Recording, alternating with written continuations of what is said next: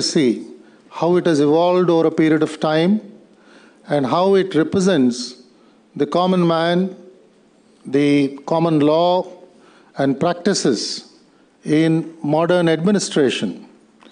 Great number of theories have come on how in public administration, when the will of the people have to be implemented, it is the district magistracy which has always stood the test of time. We are also aware that when the courts of law have raised the issue of equality or rule of law, they have always mentioned that how district magistracy is answerable to the courts and how they should be implementing the canons of justice as well as the principles of our constitution in an unflinching manner.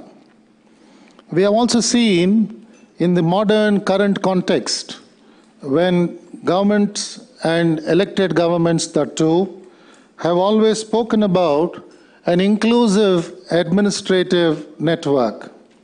Now, inclusiveness must begin at home, just as they say that charity must begin at home. Inclusiveness would automatically mean that the district magistrate, the collector, the superintendent of police, and the entire team of officers working in the district are on the same thread, and they're all invigorated by the philosophy of the government in office, and that philosophy which loves to reach to common man in a most effective manner. So I would personally appeal to all the officers here that under the dynamic leadership of our Chief Minister, when we are going to listen to him, let's all attentively see how each one of us can play an important role in implementing that program of action. Of course, we are bound by our own conduct rules and our own lines of distinction and discrimination, but undoubtedly the philosophy of the government must be implemented in a very steadfast manner. I am only reiterating these issues, not that you are not aware, just to refresh everyone's memory here and see that the government's mandate is carefully carried forward by all of us here in this hall in an absolutely unflinching manner. I welcome all the officers to today's deliberations. I request Dr. Manmohan to carry on with the program. Thank you, sir. Thank you, sir. Now I request the Honorable Home Minister to kindly give her opening remarks. Navyandhra Pradesh చరిత్రలో దళిత మహిళలైనాకు హోంమంత్రిగా స్థానం కల్పించినటువంటి మా గౌరవ ముఖ్యమంత్రి వర్యులు Shri YS Jaganmohan Reddy గారికి, సహచర మంత్రివర్గ సభ్యులకు, అధికారులకు మరియు మీడియా వారికి నా హృదయపూర్వక ధన్యవాదాలు తెలియజేస్తూ ఉన్నాను. పారదర్శకత, నిష్పక్షపాతం, ఖచ్చితమైన పరిశోధన, త్వరితగతిన బాధితులకు న్యాయం, ఇవి మేము పాటించబోయేటువంటి మొదటి ప్రాధాన్యతలు. మా ప్రభుత్వం నిర్దేశించుకున్నటువంటి గమ్యాలు. బడుగు బలహీన వర్గాలకు, మైనారిటీలకు, ఇతర సాధారణ పౌరులకు పోలీసుల పట్ల విశ్వాసం పెంచడానికి గ్రామాల్లో ప్రజా దర్బార్ వంటి కార్యక్రమాలు, ఇతర అవగాహన సదస్సులను పోలీసు శాఖ నిర్వహిస్తుంది. రౌడీ షీటర్లు తదితర నేరస్తులకు కౌన్సిలింగ్ నిర్వహించే ప్రక్రియను పోలీసు శాఖ ఎప్పటికప్పుడు చేపడుతుంది. అంతేకాకుండా సమస్యాత్మక ప్రాంతాల్లో సీనియర్ పోలీస్ అధికారులు ఎప్పటికప్పుడు పర్యటించడం, రాత్రిపూట బస చేయడం వంటివి చేయడం వల్ల చాలా సమస్యలకు తక్షణ పరిష్కారాలు సాధ్యమవుతాయి. అదేవిధంగా మహిళలకు, పిల్లలపై రోజురోజుకు పెరుగుతున్నటువంటి అత్యాచారాలను అరికట్టడానికి, నేరగాళ్లను ఎక్కడికక్కడ కట్టడి చేయడానికి సంచార మహిళా పోలీసు బృందాల పహారాను మరింత బలోపేతం చేస్తాం.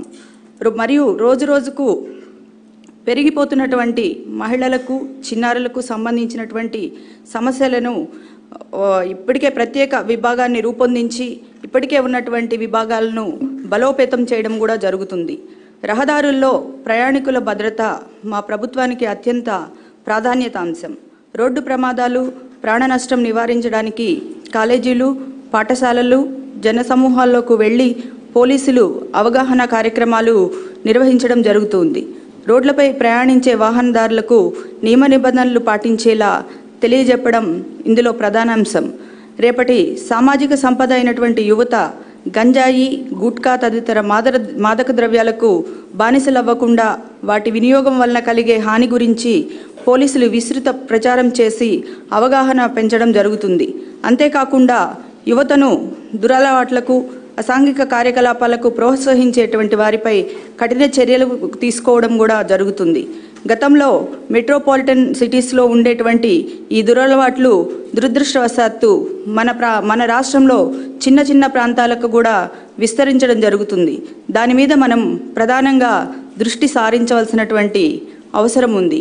అదేవిధంగా విద్యా సంస్థల్లో ర్యాగింగ్ దురాచారాన్ని అరికట్టాలని ప్రభుత్వం నిర్ణయించడం జరిగింది. ఇందులో భాగంగా యాజమాన్యాలు, విద్యార్థుల తల్లిదండ్రుల సహకారంతో ర్యాగింగ్ నిరోధక చట్టాన్ని అమలు చేయడం, అవగాహన కార్యక్రమాలు నిర్వహించడంలో పోలీసులు భాగస్వామ్యం కావడం ఇందులో ముఖ్యమైనటువంటి అంశం. అదేవిధంగా విధి నిర్వహణలో పోలీసులు ఎదుర్కొంటున్నటువంటి ఒత్తిడి తగ్గించడానికి ప్రభుత్వం వీక్లీ ఆఫ్ చేయడంతో పాటు సిబ్బంది కుటుంబాల కోసం సంక్షేమ కార్యక్రమాలు కూడా చేపడుతూ ఎప్పటికప్పుడు డిపార్ట్మెంట్తో సాన్నిహిత్యంతో పనిచేస్తుందని తెలియజేయడానికి సంతోషిస్తున్నాం. అదేవిధంగా 31/12/2018 నాటికి పోలీసు శాఖలో ఉన్నటువంటి ఖాళీలు 13,059. ఈ ఖాళీలను భర్తీ చేయడం ద్వారా పోలీసు శాఖను మరింత బలోపేతం చేసే ప్రక్రియను చేపడతాం. నిరుద్యోగ సమస్యను తగ్గించడానికి ప్రభుత్వం అదనంగా ఈ ఖాళీలన్నింటినీ భర్తీ చేయాలని నిర్ణయించడం జరిగింది. అంతేకాకుండా గతంలో కేంద్ర ప్రభుత్వం అదనంగా మంజూరు చేయబడినటువంటి 4 బెటాలియన్లు కూడా, అందులో ఒకటి మహిళా బెటాలియన్, ఒక గిరిజన్ బెటాలియన్ ఏర్పాటు చేసి మొత్తం 4,000 ఉద్యోగాలను కూడా భర్తీ చేయాలని ప్రభుత్వం నిర్ణయించడం జరిగింది. ఈ మధ్యకాలంలో సైబర్ నేరాలు చాలా పెరిగిపోతూ ఉన్నాయి. వ్యక్తి స్వేచ్ఛను హరించే విధంగా వ్యక్తి దూషణ, అసభ్యకరమైనటువంటి పోస్టులు, అభ్యంతరకరమైన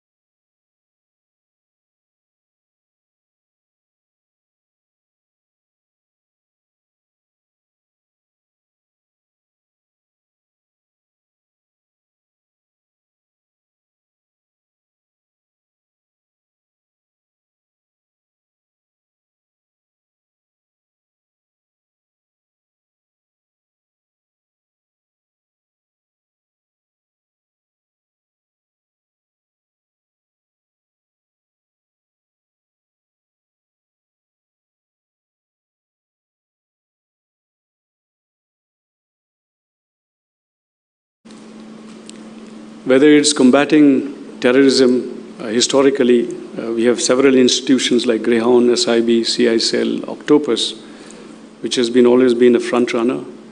It had a world-class training facilities like our police academy. It was one of the states which is most advanced in forensics until about a decade ago. Several reforms and standardizations in the policing were visible in our state. We were also amongst the first in dealing with cybercrime, white-collar offences. At the same time, various security systems and even police communications, AP states was known. As well as innovations and technology adoption, we were among the forefront. Andhra Pradesh Police was a role.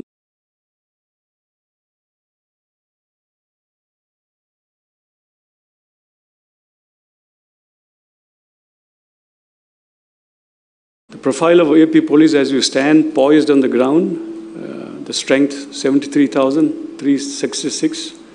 We have 12,368 home guards, 989 police station, 195 circles, 90 subdivisions, police districts 16, 2 commissionerates, and 5 ranges, and we have 8 special armed police battalions.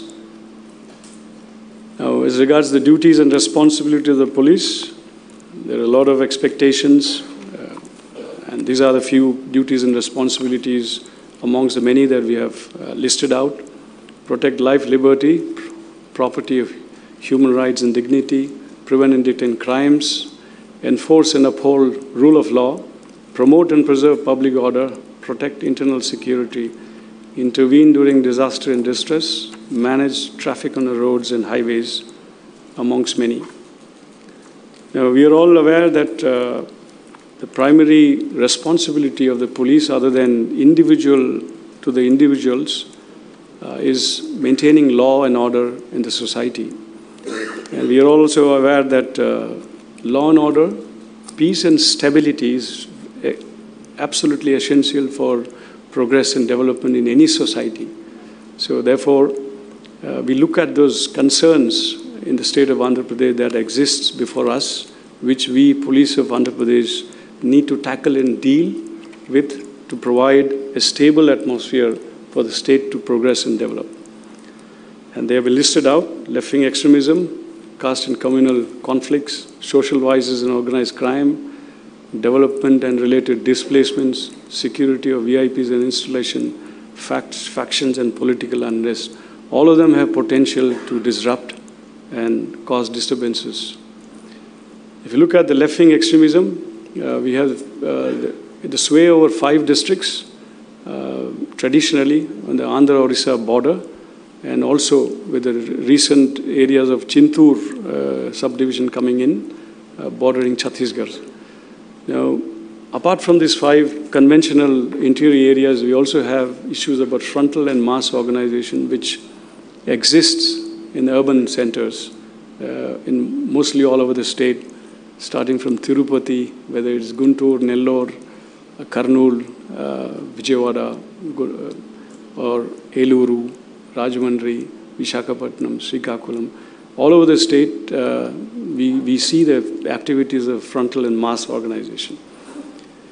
We are aware that left-wing extremists generally look for issues to engage, issues to mobilize, organize, and the masses and veer them towards agitational politics. And the issues are very many. Some of them have been listed out.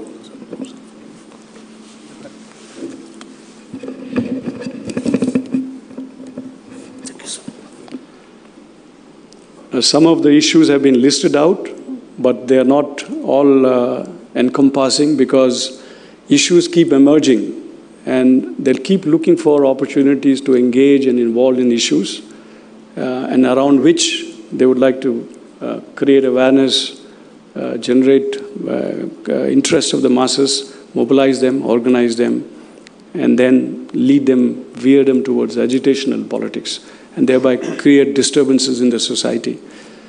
There are methodologies, the actions we have listed out: eliminate political and other targets, attack security forces, obstruct developmental activities. They also deploy action teams for very pointed actions.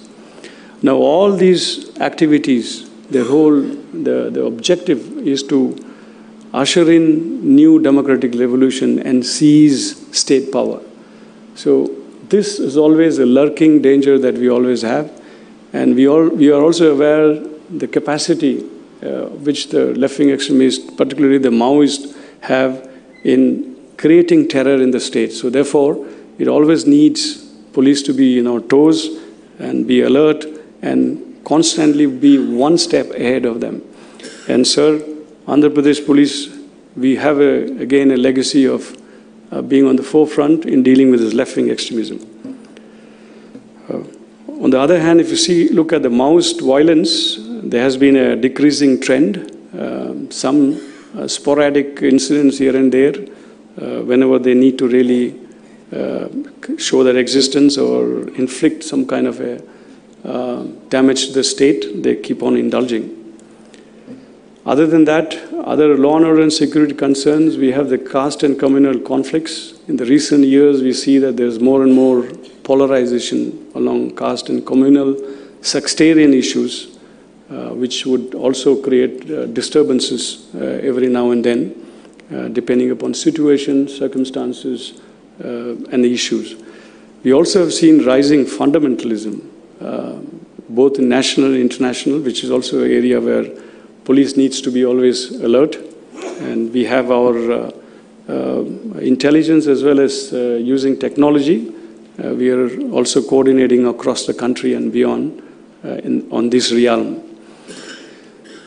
Social vices and organized crime is also another area. Betting and gambling, trafficking, bootlegging, narcotics and drugs, adulteration, which also causes disturbance in the society.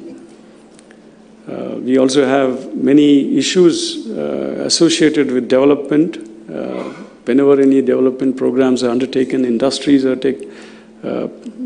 being put in place or being intended, we see a lot of agitation and disturbances. There are issues surrounding Polavaram, SEZ, Vamsadhara, Bhogapuram International Airport, nuclear power plant at Kovada. These are few of them. There are many other than this. Similarly, security of VIPs and installations is also an area which needs our attention, sir. Apart from which, we also have this traditional problem surrounding faction and political unrest, particularly post-elections. We still have some simmering issues emerging, but we anticipate that it's not an organized but very localized.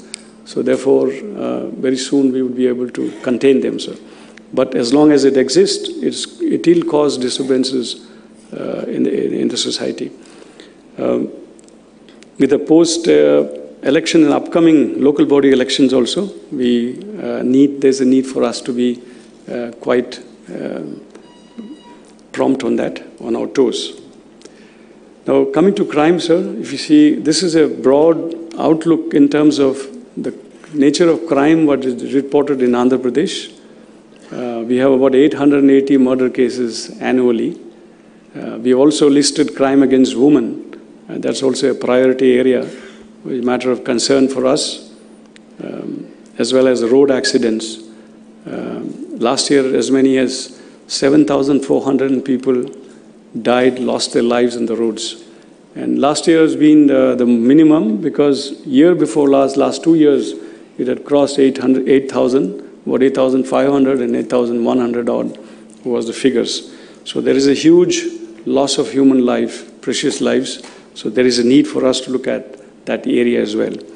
Now, looking at crime patterns and trends in the state, we see once again bodily offenses, crimes against women, white-collar crimes, and road accidents to be one of the major heads of crime that engages us.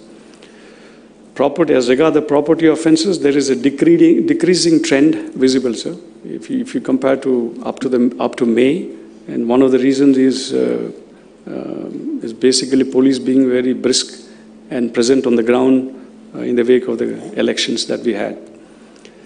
As regards property offenses, the top 5 units where the property offenses are maximum are listed: Vijayawada City, West Godavari, Guntur, Urban, Nellore, and East Godavari. Similarly, the bodily offenses, overall there has been a decrease, but if you look at up to May, we see that rioting and hurt cases have been increased. That is again primarily related to the election campaign and post-election time. And as regards bodily offenses, the first top 5 units, as usual, Guntur Rural has seen the maximum number of instances of bodily offenses, which is also a matter of concern. If the pattern becomes a little huge, there's a matter of concern needing interventions and special measures for that. White-collar offences, there is an increasing trend in the white-collar offences. If you see, mostly cheating and criminal breach of trust, and as well as the new areas, new domains, which is cybercrime, which will come to that later. And amongst the white-collar offences, we see the maximum in West Godavari, Visakhapatnam city, Vijayawada. And this may also have its own peculiar characteristic in a very localized manner. Crime against women, there has been a decreasing trend overall, but it's an area of concern and a very continuous engagement from our side. There will be special measures from our side addressing primarily crime against women and children. And this is one area where always no amount of work is enough, because not all crime gets reported because of the reasons that exists in our traditional and conservative societies. If you look at the crime against women, once again, Guntur, Krishna, Kurnool, Visakhapatnam city and West Godavari has registered the maximum number of cases. And crime against women, as I said, also relates to the ease of reporting, and in some state districts we see that they come forth and complain. Cases against the weaker sections, particularly SC/ST offences, overall there has been a decrease, but then again that's an area of concern. So therefore we'll be also very constantly monitoring and watching that. And up to May this year, if you see the comparative statement of crime, there has been a decrease, but we see that hurt cases once again related to election period. Crime against the weaker section, SC/STs, once again amongst the top 5 units you find Guntur, Kurnool registering the maximum number of cases, followed by Prakasham, West Godavari and Kadapa. Road accident, as I said, sir, is an area of much concern. During last year, AP Police was amongst the top 2 states where we have been able to intervene and see that the trend is bucked, and then the increase has been contained as in the past it was. So if you see today with regards to the road safety per lakh population, Andhra Pradesh stands 10th, in 10th position if you relate it to deaths per lakh for population. As I mentioned, 2018 it was the second best performing state. And road safety is a domain, is an area which needs multiple stakeholder intervention, starting from education, engineering, enforcement, environment and emergency care needs as well, post-accident needs, also integration of all emergency response and stakeholders to reduce the death. The golden hour concept is very critical during road accident strategies that we put in place. There is also a need to evolve a state policy and a strategy to deal with this, with the rate kind of casualties that is being visible on the ground on a daily basis. These are the figures which reflects the situation on the ground. And if you see, sir, the road accidents up to May this year, once again the top 5 units where we see maximum, and most of these deaths are occurring in the national highways and state highways. Coming to crime against children, that's also another area that needs attention. It has been consistently quite high in the state. So we also need to have devise strategies, and that is also a focus area of this government. We shall also be undertaking special measures for that, sir. And as far as reporting is concerned, top 5 units, Guntur rural, West Godavari, Krishna, Prakasham, Guntur and urban. Coming to cyber crime, this is again a new area where we find increasing trend in terms of offenses. And we see that up to May, there has been unusually large number of cybercrime instances. So there is a need for police to really build our capacities and keep pace with that rising expectations, and which is only likely to increase in times to come. So therefore, we really need to be very proactive and futuristic in this. Once again, sir, most of these top 5 units, Visakhapatnam City, Srikakulam, Vijayawada, Visakhapatnam Rural and West Godavari has been registering the maximum number of cases during the year, sir. We also have issues about drugs and narcotic substances, both in terms of traditional ganja cultivation, trade and distribution and use. At the same time, new drugs are also coming in, particularly in the cities. So that's another area where we need to really focus and see that we arrest, not only arrest, but then try to eradicate these problems.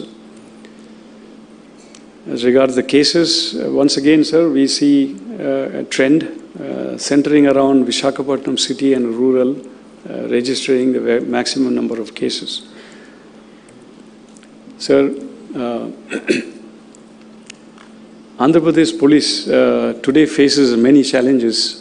We are all aware of the kind of challenges, particularly post-bifurcation. There were several key and critical institutional capacities which we had to forego and leave behind in Hyderabad. That has really seriously incapacitated us and put us in a handicapped situation. We have police training academy we do not have. We may run a makeshift academy at Anantapur PTC, Forensic Sciences Lab, or as well as this anti-extremist training institutions and establishments like Greyhounds, Octopus, and all our technology and R&D facilities surrounding use of technology and IT, etc. The labs have been left behind. There is also a need for institutional infrastructure supporting police's functioning and engagement on the ground on a day-to-day basis. Unlike many other governmental institutions, police would need the support infrastructures. We also have manpower shortage, which is about 12,198, and which is likely to rise to 30% with a weekly off, which our Honorable CM was very kind enough to understand the kind of challenges we are facing on the ground on a day-to-day basis and announced. And if you look at the population ratio, sir, police population ratio, Andhra Pradesh, we are in a very weak footing. At the same time, armed police battalions, when you come to that, at the time of the division, the Government of India had also sanctioned 4 India Reserve battalions, which our Honorable Home Minister had just mentioned. But for whatever reasons, they were not raised. In fact, the raising of India Reserve battalions, the Government of India extends a support of 83.4, almost 84 crores per battalion. So that is something which, as our Honorable Home Minister has mentioned, probably we could look at the possibility of raising a Mahila battalion and at the same time a tribal battalion. Similarly, the State Disaster Response Force, keeping in with the long coastline that we have and a very continuous vulnerability to the natural disasters, 6 companies of SDRF has been sanctioned. It's not been sanctioned, but it has been created out of the existing APSP battalions. Regular sanction and regularization of this entity is also absolutely essential, because attached to this, linked to this is the several funding support from Government of India as well as World Bank, sir. So to enable us to really tap those resources and build our capacities. There is a certain amount of actions that is necessary. We would soon put forth, sir. And talking about, sir, evidence-based policing, forensic science is one of the very important entity, element of policing as part of evidence-based policing. Today, we only have 46 hands as against the 2,202 that we had. And relatively speaking, we are based quite weakly, sir. Nevertheless, sir, we are all looking forward for the change and transformation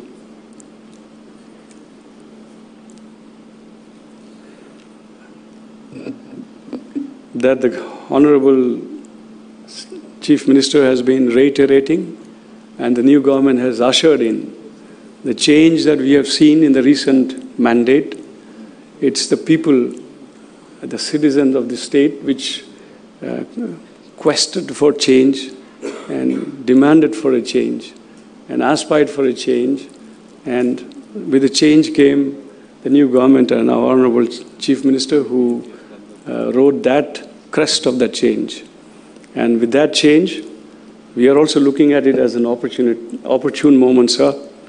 And change and transformation does not read resources.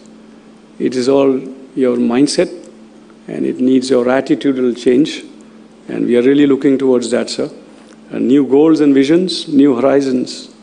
We would sit down and devise our strategies and a roadmap to achieve them and transform the police towards a more service-oriented policing, as you have been saying. Seva bhavananto, which you keep on reiterating, sir. We need to reassure every citizen, particularly the vulnerable sections and weaker sections, women and children, poor and the masses. Towards that, we work, change in attitude and mindset, and make sure there is access to justice that you had mentioned. We're looking at the parameters which you have been mentioning, the attributes: an efficient, proactive, sensitive, transparent, accountable, corruption-free government and, policing. As part of the government's philosophy and principles, which you have been elucidating ever since, even before you came and assumed power, sir. And I know that, we all know that, sir. Whatever you say, you go by that. And you have also demonstrated, even before coming, sir, you had mentioned about giving weekly offs, the conditions under which the police is functioning on a daily basis are very challenging, difficult, physically as well as mentally, the circumstances. Understanding that the weekly offs have been announced. At the same time, enhancements of the allowances that is being, honorarium that is being given to the Home Guards has already been enacted. So we are really looking forward, sir. Putting that in this framework for policing change and transformation, once again, in a templated format, sir. We are looking towards improved service delivery, police credibility, at the same time transform policing as a people's police in our new democratic system that we have in our country, and as per your visions and directives, sir. We are really indeed looking forward, sir, to your inspiring leadership. Thank you very much, sir. Sir, we take this opportunity to also once again thank you very much for the weekly offs that you had announced even before coming to power, and that was one of the first decisions that you had done. It has given a tremendous respite and relief, and more than anything, sir, reassurance to every policeman, particularly rank and file, down the line, the cutting edge level, where the constable and head constable, sir. So towards that direction, so we had constituted, as per your direction, a committee headed by our ADG Law and Order, and they have come out with a report which is already implemented, sir, but as a guideline, the committee report is going to be released from your hands, sir. Thank you very much.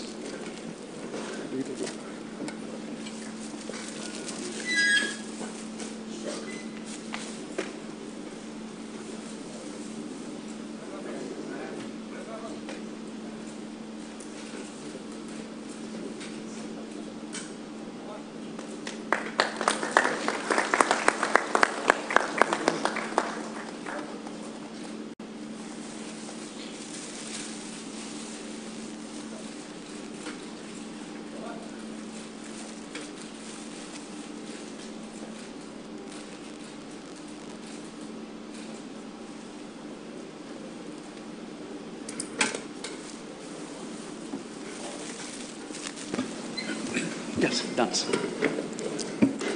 Thank you, sir, for releasing the report of the committee. Now there will be presentations by superintendents of police.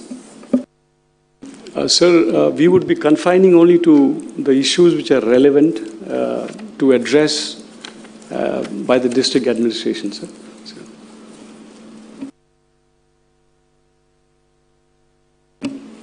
Srikakulam. Sir, very good morning, sir. I am Amir Reddy, sir, SP Srikakulam. Sir, the issues from the district as far as the law and order is concerned, sir. One is the main issue is the left-wing extremism, sir.